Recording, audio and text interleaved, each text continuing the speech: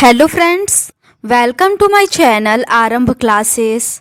आज के इस वीडियो में हम लोग एनसीईआरटी 360 डिग्री के पॉलिटिकल साइंस के क्वेश्चंस का डिस्कशन आपके साथ करेंगे। इस बुक में क्लास 6 से लेकर 12 तक पॉलिटिकल साइंस के सभी चैप्टर्स के पेज बाय पेज क्वेश्चंस दिए हुए हैं, जो सभी एग्जाम्स के लिए बहुत ही यूज़फुल है। तो बिना देर किए चलिए आज का ये वीडियो शुरू करते हैं।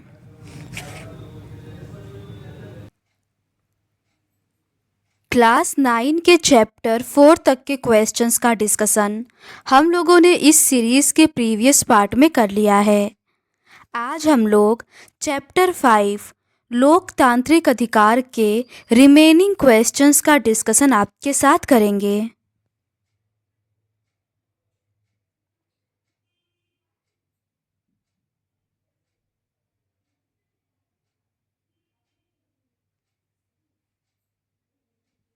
क्वेश्चन नंबर 26 है, निम्नलिखित में से कौन कथन संविधान अल्पसंख्यकों के सांस्कृतिक और शैक्षिक अधिकारों को स्पष्ट करता है? इसका सही आंसर है ऑप्शन डी, उपर्युक्त में से सभी। नागरिकों में विशिष्ट भाषा या संस्कृति वाले किसी भी समूह को अपनी भाषा और संस्कृति को बचाने का अधिकार है। दूसरा है, किसी भी सरकारी या सरकारी अनुदान पाने वाले शैक्षिक संस्थान में किसी नागरिक को धर्म या भाषा के आधार पर दाखिला लेने से नहीं रोका जा सकता। तीसरा है, सभी अल्पसंख्यकों को अपनी पसंद का शैक्षिक संस्थान स्थापित करने और चलाने का अधिकार है। ये सभी सही है। नागरिकों में विशिष्ट भाषा या संस्कृति वाले किसी भी समूह को अपनी भाषा और संस्कृति को बचाने का अधिकार है। किसी भी सरकारी या सरकारी अनुदान पाने वाले शैक्षिक संस्थान में किसी नागरिक को धर्म या भाषा के आधार पर दाखिला लेने से नहीं रोका जा सकता।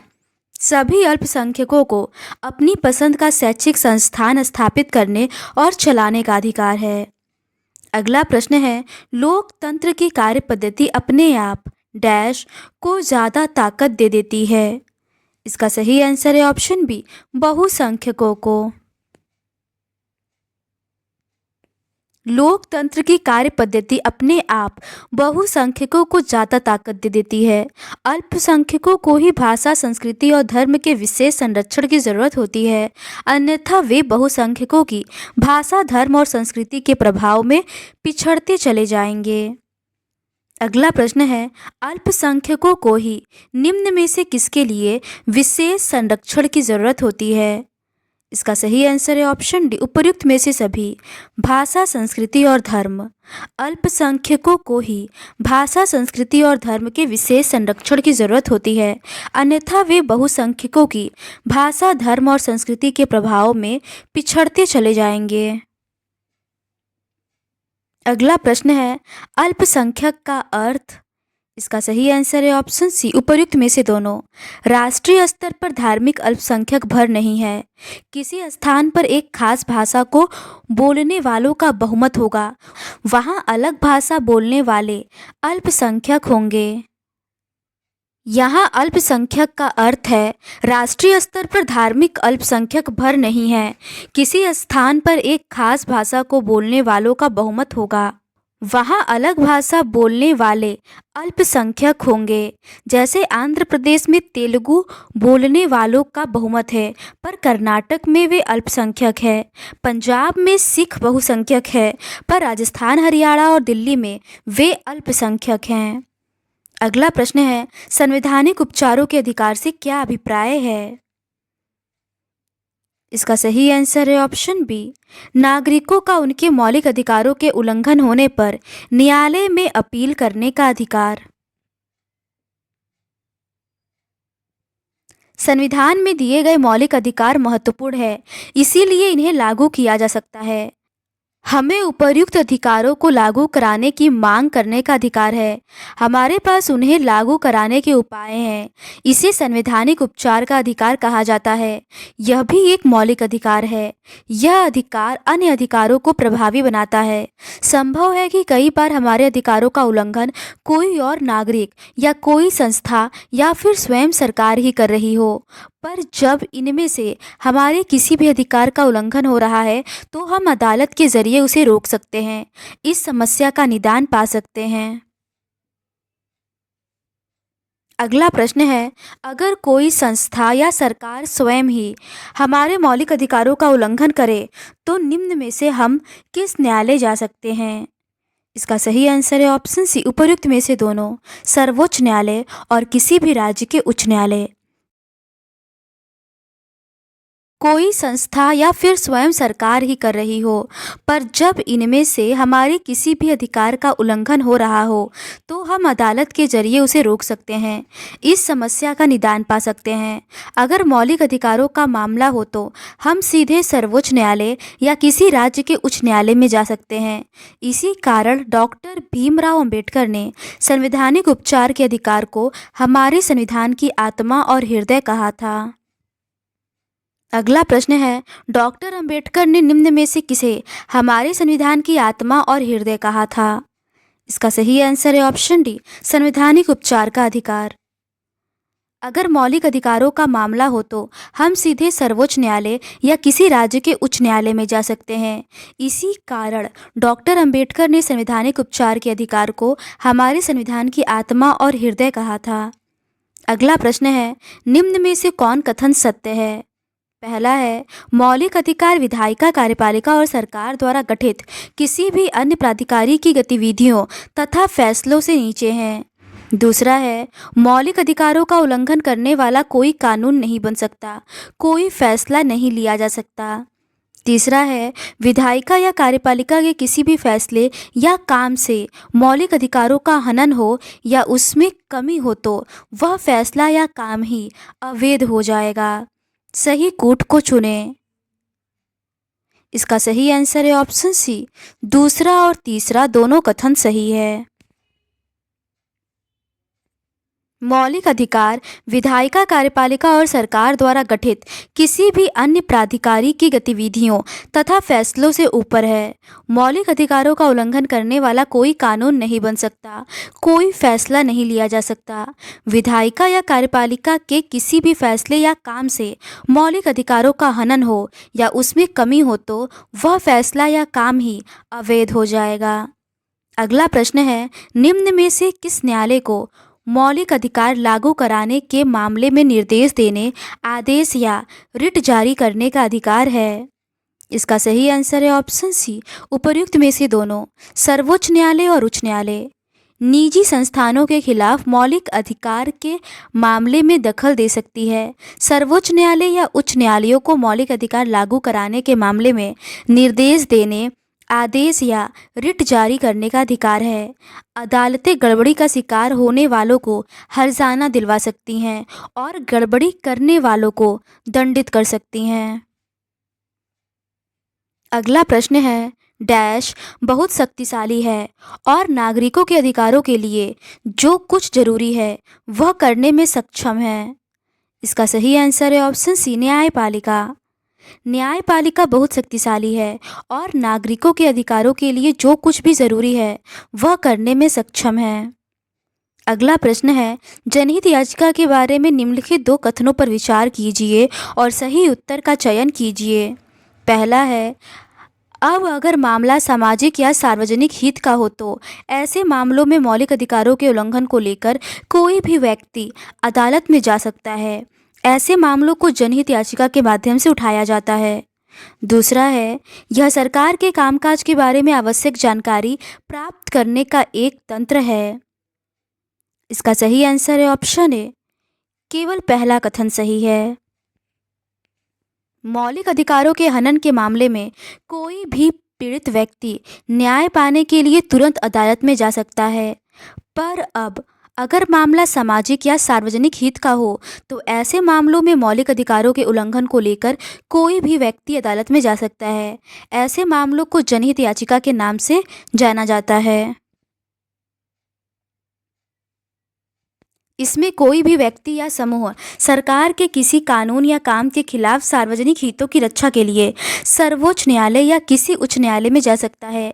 सरकारी दफ्तरों से सूचना मांगने और पाने का अधिकार है।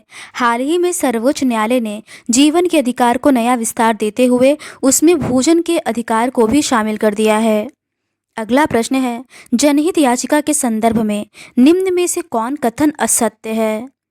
इसका सही आंसर है ऑप्शन ए, कोई भी व्यक्ति या समूह सरकार के किसी कानून या काम के खिलाफ सार्वजनिक हितों की रक्षा के लिए केवल सर्वोच्च न्यायालय में जा सकता है। ये कथन असत्य है। इसमें कोई भी व्यक्ति या समूह सरकार के किसी कानून या काम के खिलाफ सार्वजनिक हितों की रक्षा के लिए सर्वोच्च न्यायालय या किसी उच्च न्यायालय में जा सकता है। ऐसे मामले जज के नाम पोस्ट कार्ड पर लिखी अर्जी के माध्यम से भी उठाए जा सकते हैं। अगर न्यायाधीशों को लगे कि सचमुच इस मामले में सार्वजनिक हितों पर चोट पहुंच रही है तो वे मामले को विचार के लिए स्वीकार कर सकते हैं। अगला प्रश्न है, निम्न में से कौन अधिकार मौलिक अधिकारों का ही विस्तार है एवं उन्हीं से निकली है? इसका सही आंसर है ऑप्शन डी, उपर्युक्त में से तीनों। प्रेस की स्वतंत्रता का अधिकार, सूचना का अधिकार और शिक्षा का अधिकार। समय समय पर अदालतों ने ऐसे फैसले दिए हैं जिनसे अधिकारों का दायरा बढ़ा है। प्रेस की स्वतंत्रता का अधिकार, सूचना का अधिकार और शिक्षा का अधिकार जैसी चीज़ें मौलिक अधिकारों का ही विस्तार हैं, उन्हीं से निकली हैं। अब स्कूली शिक्षा हर भारतीय का अधिकार बन चुकी है। अगला प्रश्न है, कितने वर्ष तक के सभी बच्चों को मुफ्त और अनिवार्य शिक्षा दिलाना सरकार की जिम्मेदारी है? इसका सही आंसर है ऑप्शन बी, 14 वर्ष। शिक्षा का अधिकार जैसी चीज़ें मौलिक अधिकारों का ही विस्तार हैं, उन्हीं से निकली है। अब स्कूली शिक्षा हर भारतीय का अधिकार बन चुकी है। 14 वर्ष तक के सभी बच्चों को मुफ्त और अनिवार्य शिक्षा दिलाना सरकार की जिम्मेदारी है। संसद ने नागरिकों को सूचना का अधिकार देने वाला कानून भी पास कर दिया है। अगला प्रश्न है, हाल ही में किस न्यायालय ने जीवन के अधिकार को नया विस्तार देते हुए भोजन के अधिकार को भी शामिल कर दिया है? इसका सही आंसर है ऑप्शन सी, सर्वोच्च न्यायालय। सरकारी दफ्तरों से सूचना मांगने और पाने का अधिकार है। हाल ही में सर्वोच्च न्यायालय ने जीवन के अधिकार को नया विस्तार देते हुए उसमें भोजन के अधिकार को भी शामिल कर दिया है। साथ ही अधिकारों का दायरा संविधान द्वारा दिए गए मौलिक अधिकारों तक ही सीमित नहीं है। संविधान अनेक दूसरे अधिकार भी देता है जो मौलिक अधिकार नहीं हैं। अगला प्रश्न है, निम्न में से कौन कथन सत्य है? पहला है, संपत्ति रखने का अधिकार मौलिक अधिकार नहीं है पर संवैधानिक अधिकार है और चुनाव में वोट देने का अधिकार एक महत्वपूर्ण संवैधानिक अधिकार है। दूसरा है, सूचना का अधिकार विचारों और अभिव्यक्ति की आज़ादी के मौलिक अधिकार के तहत ही है और हमें सरकारी दफ्तरों से सूचना मांगने और पाने का अधिकार है। सही कूट को चुनें। इसका सही आंसर है ऑप्शन सी, पहला और दूसरा दोनों सही है। संविधान अनेक दूसरे अधिकार भी देती है जो मौलिक अधिकार नहीं है। जैसे संपत्ति रखने का अधिकार मौलिक अधिकार नहीं है पर संवैधानिक अधिकार है। चुनाव में वोट देने का अधिकार एक महत्वपूर्ण संवैधानिक अधिकार है। अधिकार विचारों और अभिव्यक्ति की आज़ादी के मौलिक अधिकार के तहत ही है। हमें सरकारी दफ्तरों से सूचना मांगने और पाने का अधिकार है। अगला प्रश्न है, नागरिकों और उनके घरों की तलाशी नहीं ली जा सकती, उनके फ़ोन टैप नहीं किए जा सकते, उनकी चिट्ठी पत्री को खोलकर पढ़ा नहीं जा सकता। ये सभी निम्न में से किस अधिकार के अंतर्गत आते हैं? इसका सही आंसर है ऑप्शन सी, निजता का अधिकार। निजता का अधिकार, इसके कारण नागरिकों और उनके घरों की तलाशी नहीं ली जा सकती, उनके फ़ोन टैप नहीं किए जा सकते, उनकी चिट्ठी पत्री को खोलकर पढ़ा नहीं जा सकता। अगला प्रश्न है, ऐसा पर्यावरण पाने का अधिकार जो नागरिकों के स्वास्थ्य या कुशल क्षेम के प्रतिकूल न हो, ये अधिकार निम्न में से किससे संबंधित है? इसका सही आंसर है ऑप्शन बी, पर्यावरण का अधिकार। पर्यावरण का अधिकार ऐसा पर्यावरण पाने का अधिकार जो नागरिकों के स्वास्थ्य या कुशल क्षेम के प्रतिकूल न हो। अगला प्रश्न है, निम्न में से किस न्यायालय द्वारा सरकार को एक औपचारिक लिखित आदेश या रिट जारी करने का अधिकार है? इसका सही आंसर है ऑप्शन सी, उपर्युक्त दोनों। केवल सर्वोच्च न्यायालय, केवल उच्च न्यायालय। रिट उच्च न्यायालय या सर्वोच्च न्यायालय द्वारा सरकार को जारी किया गया एक औपचारिक लिखित आदेश होता है। अगला प्रश्न है, राष्ट्रीय मानवाधिकार आयोग का गठन निम्न में से कब हुआ? इसका सही आंसर है ऑप्शन बी, 1993 में। यह 1993 में कानून के द्वारा बनाया गया एक स्वतंत्र आयोग है। न्यायपालिका की तरह आयोग भी सरकार से स्वतंत्र होते हैं। आयोग की नियुक्ति राष्ट्रपति करते हैं और इसमें आमतौर पर सेवानिवृत्त जज, अधिकारी या प्रमुख नागरिकों की ही नियुक्ति किया जाता है, किंतु इस पर अदालती मामलों में फैसले देने का दायित्व या बोझ नहीं होता। अगला प्रश्न है, राष्ट्रीय मानवाधिकार आयोग के अध्यक्ष की नियुक्ति निम्न में से कौन करते हैं? इसका सही आंसर है ऑप्शन सी, राष्ट्रपति। यह 1993 में कानून के द्वारा बनाया गया एक स्वतंत्र आयोग है। न्यायपालिका की तरह आयोग भी सरकार से स्वतंत्र होते हैं। आयोग की नियुक्ति राष्ट्रपति करते हैं और इसमें आमतौर पर सेवानिवृत्त जज, अधिकारी या प्रमुख नागरिकों की ही नियुक्ति किया जाता है, किंतु इस पर अदालती मामलों में फैसले देने का दायित्व या बोझ नहीं होता। अगला प्रश्न है, निम्न में से कौन सा कथन राष्ट्रीय मानवाधिकार आयोग के संदर्भ में असत्य है? पहला है, राष्ट्रीय मानवाधिकार आयोग के लिए अधिकारों की परिभाषा में संयुक्त राष्ट्र द्वारा कराई गई वे संधियां और अंतर्राष्ट्रीय घोषणाएं भी हैं जिन पर भारत ने दस्तखत किए हैं।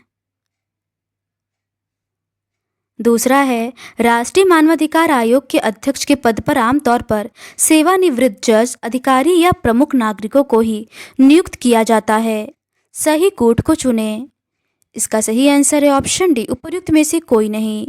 कोई भी कथन असत्य नहीं है, दोनों सही है। राष्ट्रीय मानव अधिकार आयोग के लिए अधिकारों की परिभाषा में संयुक्त राष्ट्र द्वारा कराई गई वे संधियां और अंतर्राष्ट्रीय घोषणाएं भी शामिल है जिन पर भारत ने दस्तखत किए हैं। राष्ट्रीय मानव अधिकार आयोग खुद किसी को सजा नहीं दे सकता, यह जिम्मेदारी अदालतों की है। आयोग का काम मानवाधिकार के उल्लंघन के किसी मामले में स्वतंत्र और विश्वसनीय जांच करना है। यह 1993 में कानून के द्वारा बनाया गया एक स्वतंत्र आयोग है। न्यायपालिका की तरह आयोग भी सरकार से स्वतंत्र होते हैं। आयोग की नियुक्ति राष्ट्रपति करते हैं और इसमें आमतौर पर सेवानिवृत्त जज, अधिकारी या प्रमुख नागरिकों को ही नियुक्त किया जाता है। अगला प्रश्न है, निम्न में से कौन कथन सत्य है? पहला है, राष्ट्रीय मानवाधिकार आयोग खुद किसी को सजा नहीं दे सकता, बल्कि यह जिम्मेवारी अदालतों की है। दूसरा है, राष्ट्रीय मानवाधिकार आयोग का काम मानवाधिकार के उल्लंघन के किसी मामले में स्वतंत्र और विश्वसनीय जांच करना है। सही कूट को चुनें। इसका सही आंसर है ऑप्शन सी, पहला और दूसरा दोनों कथन सही है। राष्ट्रीय मानव अधिकार आयोग के लिए अधिकारों की परिभाषा में संयुक्त राष्ट्र द्वारा कराई गई वे संधियां और अंतर्राष्ट्रीय घोषणाएं भी शामिल हैं जिन पर भारत ने दस्तखत किए हैं। राष्ट्रीय मानव अधिकार आयोग खुद किसी को सजा नहीं दे सकता, यह जिम्मेवारी अदालतों की है। आयोग का काम मानवाधिकार के उल्लंघन के किसी मामले में स्वतंत्र और विश्वसनीय जांच करना है। यह उन मामलों की भी जांच करता है जहां ऐसे उल्लंघन में या इन्हें रोकने में सरकारी अधिकारियों की उपेक्षा बरतने का आरोप हो। यह देश में मानवाधिकारों को बढ़ाने और उनके प्रति चेतना जगाने का काम भी करता है।